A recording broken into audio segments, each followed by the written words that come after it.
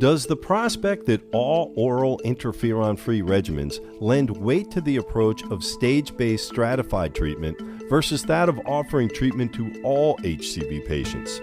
If so, would that be likely to encourage third-party payers to cover the cost of current treatment for patients who may currently fall outside their eligibility guidelines?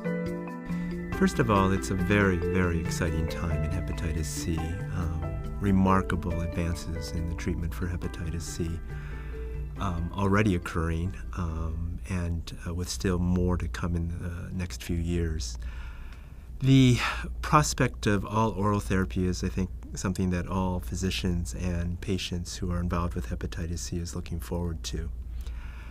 From my own perspective, I think for patients, depending on whether they have genotype 1, genotype 2, or 3, and whether or not their insurance permits using all oral therapies now for genotypes 2 and 3 possibly. But for genotype 1, all oral therapy is not yet available unless it's done off-label.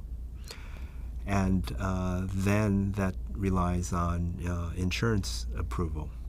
So for me, this is a conversation that I have or would have with patients to weigh the pros and cons on an individual patient level for all oral therapy. On the horizon, I would say within the next 6 months to a year, I would expect them to become available.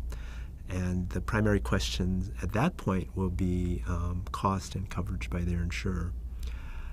For patients who have advanced cirrhosis, there's a bit more urgency to go ahead and treat because there is the possibility for progression.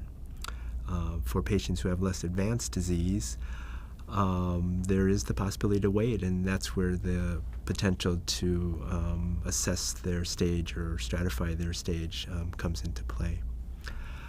From the third-party payer's perspective, the current drugs would be fairly expensive. The economic payback to payers may not occur to them, may not occur for many years in the future. So I'm not sure that that would provide any incentive for payers to cover broadened use of these agents sooner as opposed to later.